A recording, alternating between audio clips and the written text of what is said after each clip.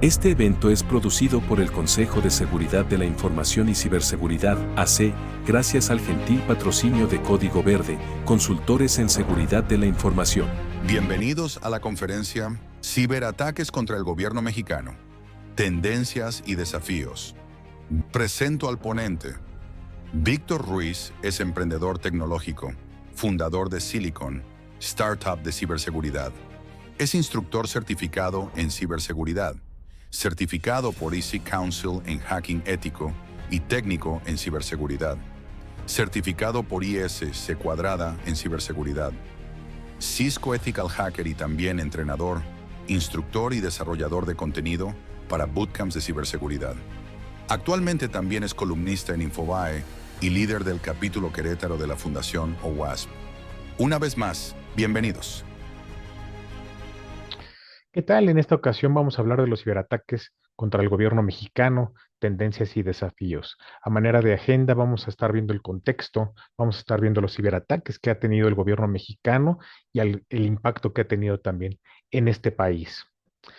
Imagina por un momento que en un abrir y cerrar de ojos, la infraestructura digital que sostiene a todo un país se desploma. Esto no es ciencia ficción, es la realidad que México ha enfrentado repetidamente en los últimos años y podría volver a ocurrir en cualquier momento. México, en los últimos años, ha sido el blanco de ciberataques sofisticados que han vulnerado la seguridad nacional, exponiendo la fragilidad de nuestras infraestructuras digitales. Estos ataques no solo han afectado la operación del gobierno, sino que también han puesto en riesgo la información personal de millones de ciudadanos. Hoy quiero hablarles sobre la magnitud de estos ataques, los desafíos que enfrentamos como país y las acciones urgentes que debemos tomar para fortalecer nuestra ciberseguridad. A 3 meses de finalizar 2024, es evidente que la situación del cibercrimen en México es motivo de preocupación. No solo se debe a la falta de acción, indiferencia e irresponsabilidad del gobierno actual para contener los continuos ciberataques dirigidos a diferentes dependencias, sino que también se ve agravada por la tarea considerable que se está transfiriendo al próximo gobierno. Esta carga se estima compleja y difícil de resolver, dado que no se han establecido bases sólidas durante el actual mandato presidencial para enfrentar eficazmente estas amenazas cibernéticas. Algunos datos indican que durante los 3 primeros meses de 2024 se registraron un considerable número de ataques, un aumento del 66.8% en el número de víctimas reportadas en comparación con el mismo periodo del año anterior. Este incremento resulta aún más destacado si consideramos la supuesta desmantelación de Lockbit y la disolución de Black Cat, dos de los grupos de ransomware más prominentes. A pesar de estos acontecimientos, la cantidad de grupos de ransomware activos ha experimentado un notable aumento, pasando de 19 grupos distintos en el primer trimestre de 2023 a 76 en el mismo periodo en 2024. En cuanto a México, se han documentado 88 ataques de ransomware en el periodo comprendido entre 2021 y 2024, siendo Lockbit responsable de 33 de ellos. Otro punto destacable es el tipo de herramientas que los ciberatacantes utilizan, siendo los infostealers los más económicos y sencillos para extraer datos. Un infostealer es un tipo de software malicioso diseñado para sustraer información confidencial de una computadora o dispositivo comprometido. Estos programas dañinos suelen infiltrarse en el sistema a través de la red y tienen como objetivo obtener de manera fraudulenta datos sensibles como nombres de usuario, contraseñas o números de tarjetas de crédito. En México, el 78.3% de las filtraciones de datos en 2023 que involucraron más de 802 millones de credenciales robadas estuvieron relacionadas con infostealers. De igual forma, en relación al phishing, en México el 81.9% de los correos electrónicos todavía utilizan enlaces como cebo principal.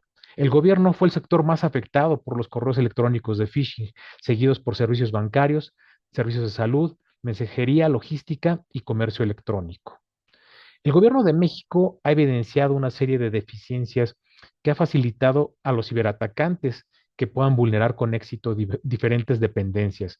Entre estas deficiencias Destaca la omisión de la implementación de buenas prácticas de ciberseguridad, como la ausencia de planes de respuesta a incidentes, la falta de aplicación de actualizaciones y parches de seguridad, una gestión inadecuada de la seguridad de los datos almacenados en sus sistemas, una gestión deficiente en la aplicación de medidas de control de acceso y la ausencia de implementación de privilegios y permisos de los usuarios. Se suma a ello una deficiencia general en la identificación, gestión y resolución de vulnerabilidades, la falta de asignación de recursos dedicados a la ciberseguridad preventiva, la escasa inversión en tecnologías avanzadas de ciberseguridad y la ausencia de capacitación de personal en materia de ciberseguridad también.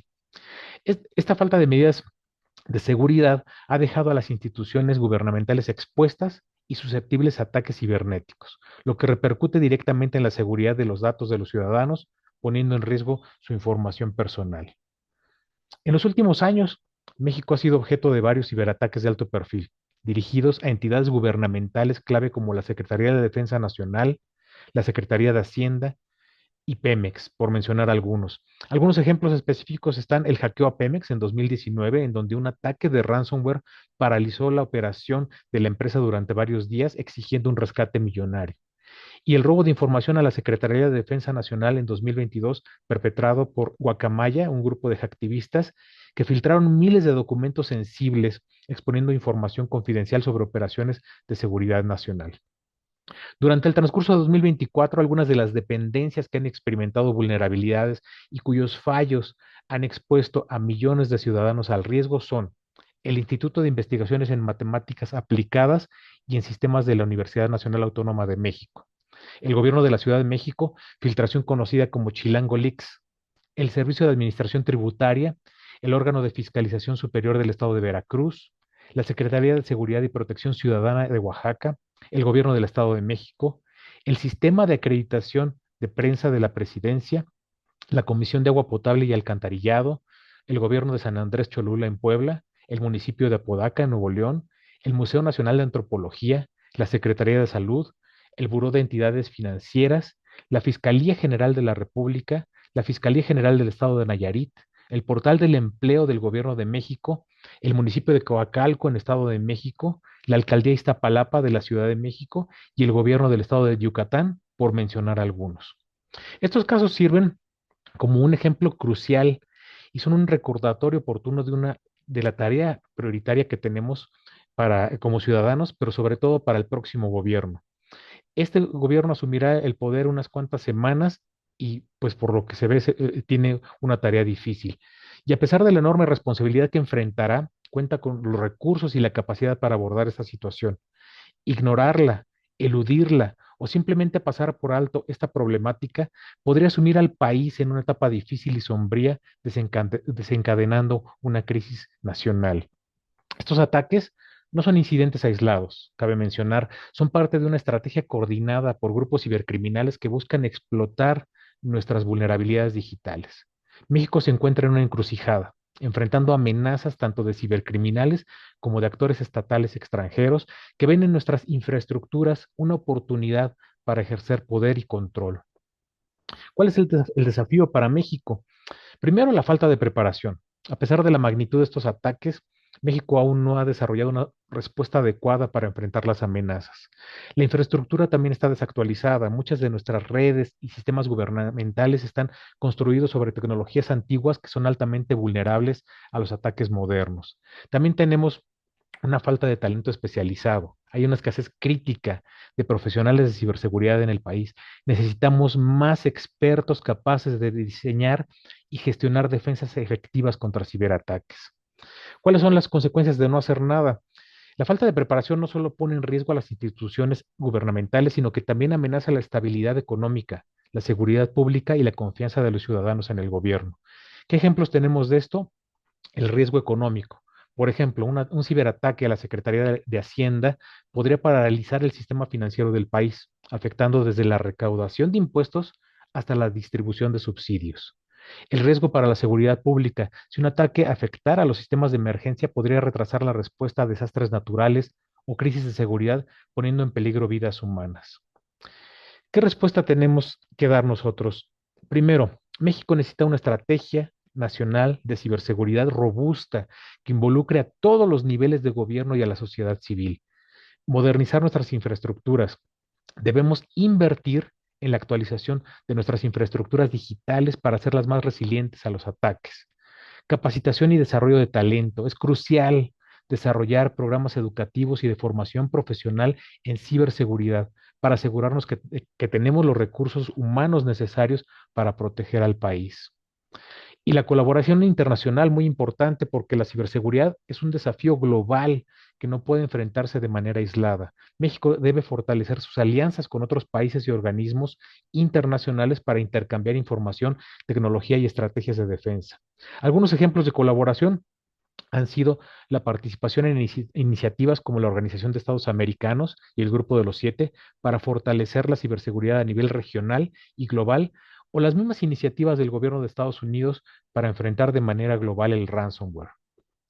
Así que queremos hacer un llamado a la acción. Estamos en una encrucijada, como lo mencionamos, y México puede ser una víctima más en la lista de países vulnerables o puede convertirse en un líder en la defensa cibernética. Pero para ello debemos actuar ahora, con decisión y con la convicción de que el futuro de nuestra nación depende de ello. Hemos explorado en esta sesión la gravedad de los ciberataques recientes que han golpeado a nuestro país, el desafío monumental que tenemos por delante y las acciones que debemos emprender con urgencia. La ciberseguridad no solo es un tema tecnológico, es una cuestión de seguridad nacional, de estabilidad económica y de confianza ciudadana. Hago un llamado a los líderes gubernamentales, a las empresas, a los educadores y a cada uno de ustedes. Trabajemos juntos para construir un México más seguro y resistente ante las amenazas cibernéticas. Nuestro futuro digital depende de las decisiones que tomemos hoy. Les agradezco mucho su atención y yo quedo a sus órdenes para cualquier información que puedan requerir. Muchas gracias.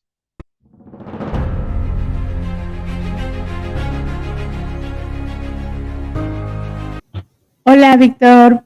Muchas gracias por tu ponencia y tu presentación sobre el tema ciberataques contra el gobierno mexicano, tendencias y desafíos. Muchas gracias por acompañarnos. Muchas gracias a ustedes por la invitación. Gracias. Pues damos inicio a la sección de preguntas y respuestas. Les invitamos a todos a que pongan sus preguntas en la sección de comentarios. Estaremos de ahí tomando las preguntas para hacerle al ponente.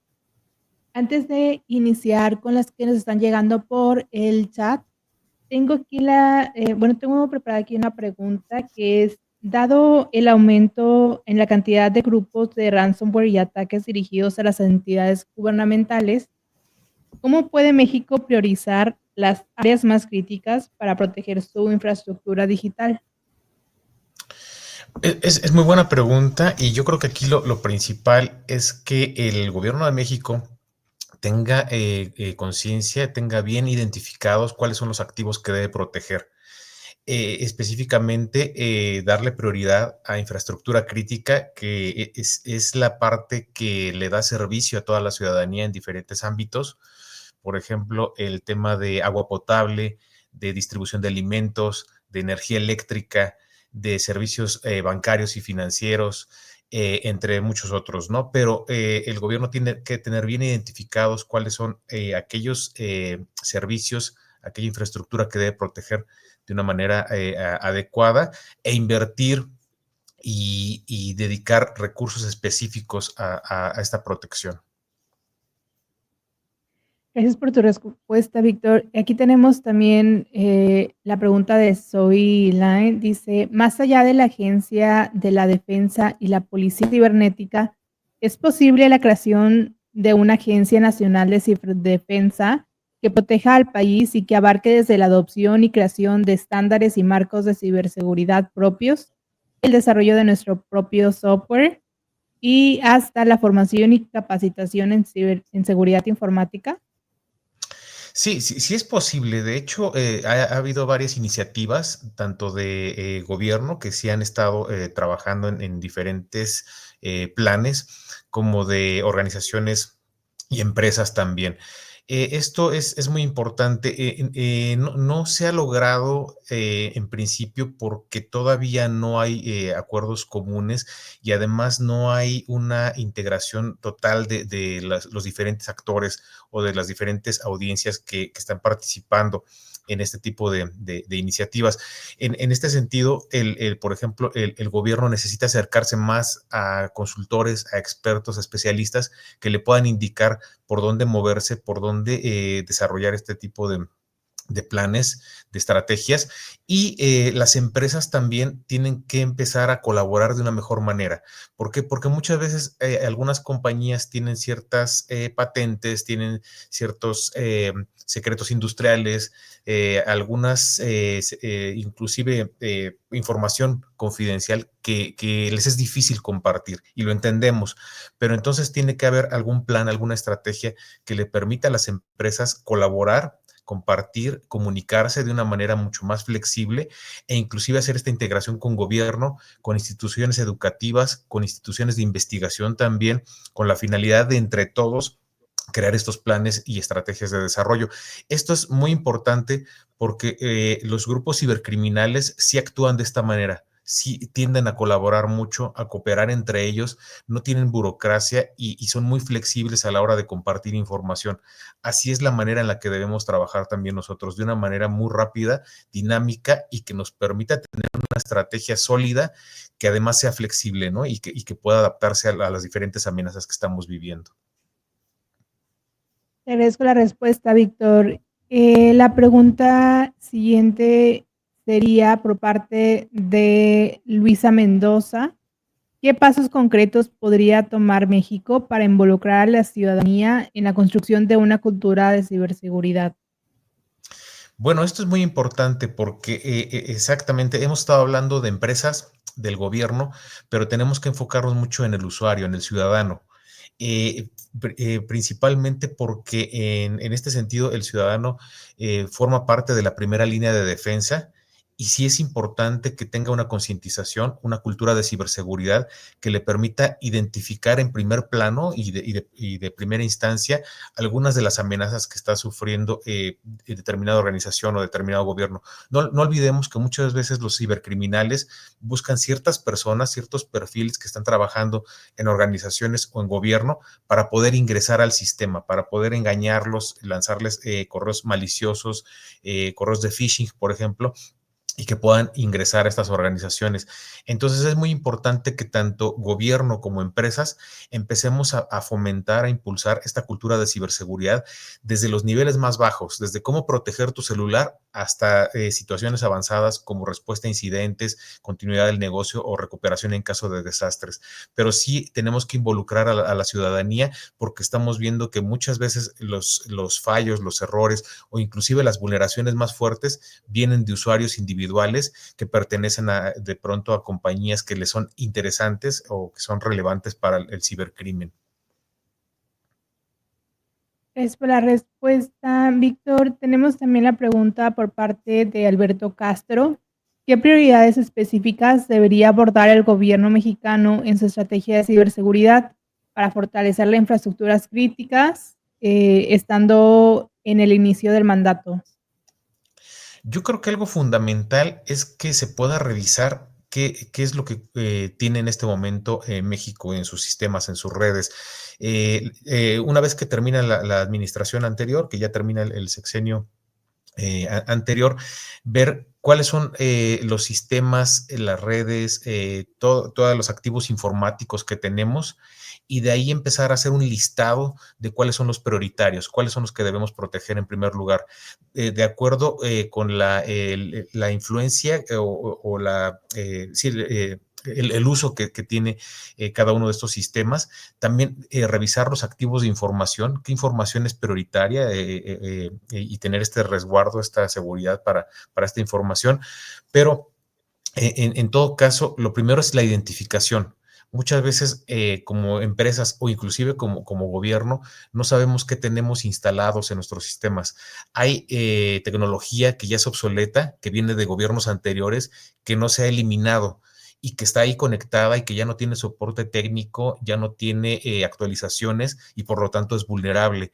Entonces necesitamos identificar primero cuáles son estos activos, hacer un listado de ellos, de cuáles son los riesgos, las amenazas y las vulnerabilidades que tienen y designar a una persona o un equipo responsable para poder instalar parches de seguridad, hacer actualizaciones de estos equipos o eliminarlos en caso de que ya no se necesiten. Pero sí es muy importante hacer este diagnóstico, esta auditoría, porque de lo contrario vamos a seguir trabajando sobre pues una plataforma que desconocemos y obviamente pues que puede representar vulnerabilidades y generar nuevos vectores de ataque también.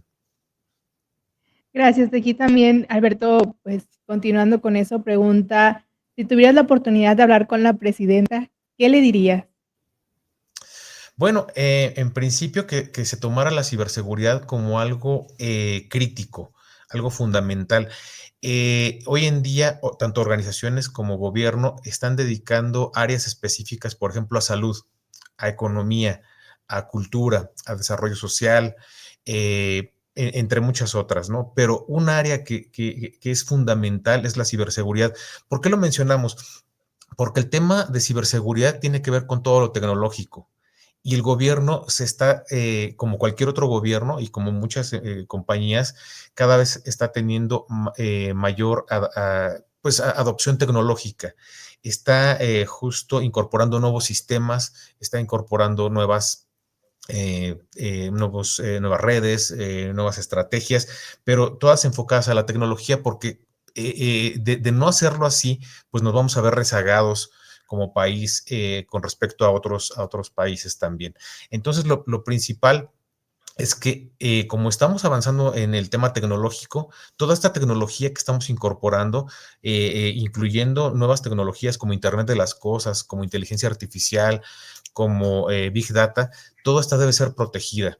Toda la tecnología tiene que tener un resguardo, una seguridad y un responsable de asegurar esa tecnología como tal. Ahora, el tema ahí es platicarlo, justo, darles estas recomendaciones, pero que se empiece a tomar en cuenta como cualquier otra área de gobierno, inclusive si se pudiera llegar a generar un ministerio o una secretaría de ciberseguridad, sería idóneo, porque precisamente esta sería la encargada de darle servicio transversal y horizontal a todas las demás dependencias de gobierno. Gracias, Víctor, por la respuesta. Tenemos aquí una última pregunta, que sería un ataque sobre las instituciones relacionadas con las finanzas del gobierno, por ejemplo, SCHP, SAT, Banxico, etcétera, ¿puede afectar la calificación crediticia del país y por consiguiente la economía nacional? Esta pregunta viene por parte de Marcial Martínez. Sí, en este caso hay que considerar algo muy importante. Cualquier ciberataque tiene un daño no solamente en la vulneración que afecta, ¿no? Vamos a exponerlo así de esta manera. Un ciberataque cuando logra tener éxito, el cibercriminal logra extraer información o logra cifrarla o logra destruirla o modificar este tipo de información y entonces genera un daño a esa institución. En este sentido, lo primero que se pierde en un ciberataque es la confianza en esa institución. Entonces, y la confianza específicamente que no puede resguardar la información de sus usuarios o su propia información de una manera adecuada. Entonces, sí, definitivamente un ciberataque sí afecta tanto en el tema económico como reputacional, como en el tema social y cultural de cualquier país. ¿Por qué lo decimos? Porque la información que finalmente se ve vulnerada y expuesta es la que pertenece a toda la ciudadanía, es la que nos pertenece a nosotros. Ahí están nuestras actas de nacimiento, nuestros historiales académicos, nuestros historiales médicos, todo lo que representa nuestra vida digital como ciudadanos la resguarda el gobierno. Si en caso de que exista o como ya ha sucedido algún ciberataque, esto afecta no solamente la credibilidad y confianza en el gobierno, sino crea incertidumbre acerca de si puede o no resguardar esa información para la cual han diseñado estos sistemas también. Entonces, sí se ve afectado. Y un ciberataque, considerarlo, no solamente afecta a la organización como tal, sino todo el país en temas de confianza y credibilidad. Gracias, Víctor, por tu pregunta. Tenemos aquí la última pregunta para cerrar esta sección de preguntas y respuestas, que viene de parte de Víctor Hugo Rodríguez. Él pregunta, ¿el gobierno cuenta con planes de contingencias actualizados para recibir un ataque? Hasta donde sabemos, hay dependencias de gobierno que sí los están implementando, que sí los han estado desarrollando, otras no. Desafortunadamente no es algo estándar, no es algo que pueda llamarse de alguna forma, pues, que impacte o que, bueno, que tenga efecto en todas las dependencias. Algunas operan con algunos planes, los han desarrollado y los han ejecutado, otras no tienen estos planes de contingencia.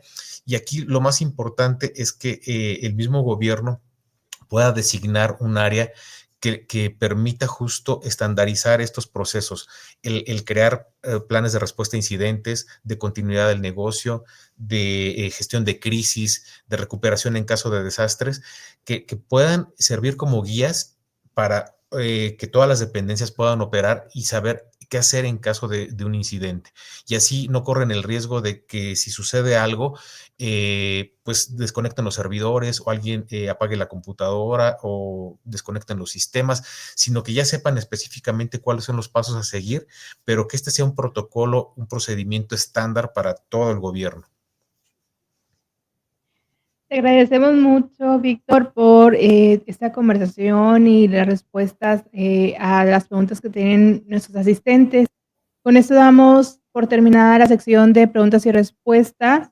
Muchas gracias por la exposición de tu tema y muchas gracias también a todos los asistentes por su participación y sus preguntas.